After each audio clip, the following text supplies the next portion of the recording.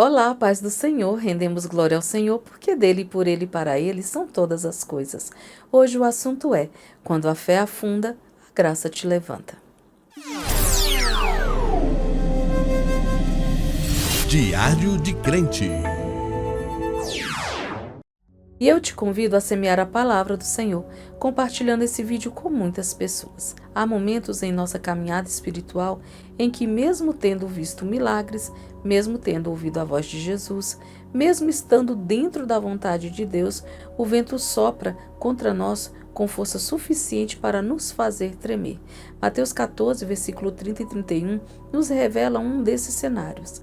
Pedro, chamado pelo próprio Cristo para caminhar sobre as águas, de repente começa a afundar, quando seus olhos se desviam de Jesus para a força da tempestade. E isso não é apenas uma história antiga, é um retrato vivo das batalhas que travamos hoje. Pedro estava indo bem. Ele saiu do barco, rompeu a lógica humana, superou o impossível e caminhou sobre aquilo que deveria afogá-lo. Mas o texto diz que, reparando, porém, na força do vento, teve medo. Jesus não mudou, a palavra não mudou, a direção não mudou, o que mudou foi o foco de Pedro. Assim como ele, muitas vezes começamos bem, a fé está acesa, o coração firme, a esperança viva, mas a força dos ventos, problemas, diagnósticos, notícias inesperadas, pressões, perdas, nos faz perceber o tamanho da tempestade e esquecer o tamanho do Senhor. Pedro começou a afundar. E talvez você se identifique com esse momento. Quando a ansiedade afunda a alma, quando o medo puxa para baixo, quando a dúvida pesa mais que a promessa. Mas o texto continua dizendo que Pedro clamou: Senhor, salva-me. Ele não tentou nadar sozinho, não buscou estratégia humana, não se apoiou na experiência de pescador. Ele clamou ao único que pode levantar aquilo que estava afundando. E aqui está o ponto mais extraordinário da narrativa. E prontamente Jesus, estendendo a mão, o segurou. Jesus não esperou Pedro boiar, não esperou Pedro melhorar, não pediu que ele demonstrasse mais força. Cristo entrou na queda de Pedro com urgência, graça e autoridade. Ele o segurou antes que o medo o consumisse, antes que a água o engolisse, antes que a fraqueza o definisse. Jesus não apenas salva, ele segura. Ele não apenas levanta, ele estabiliza. E depois pergunta: homem de pequena fé, por que duvidastes?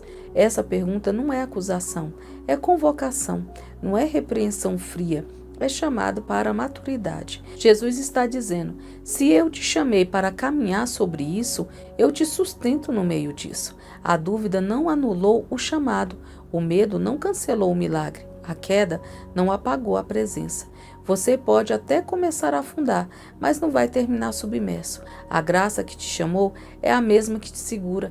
A mão que te convidou é a mesma que te resgata. Você não está sozinho no vento. Jesus está perto o suficiente para ouvir o seu clamor e rápido o suficiente para te segurar antes da queda final. O que afunda sua fé não afunda a mão do Salvador. O que desespera não limita o poder daquele que domina as ondas. Quando seus olhos falham, os dele continua fixo em você. Hoje Deus está estendendo novamente a mão. Não importa se você vacilou, se desviou o olhar, se tem medo, se sente que está indo para baixo. Ele ainda está perto. Ele ainda te chama, ele ainda te segura.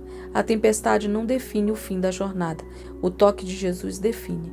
Caminhe não pelo que sente, mas pelo que ele disse. O vento pode ser forte, mas a mão de Cristo é mais forte ainda. E quando a fé afunda, a graça te levanta sempre. Amém?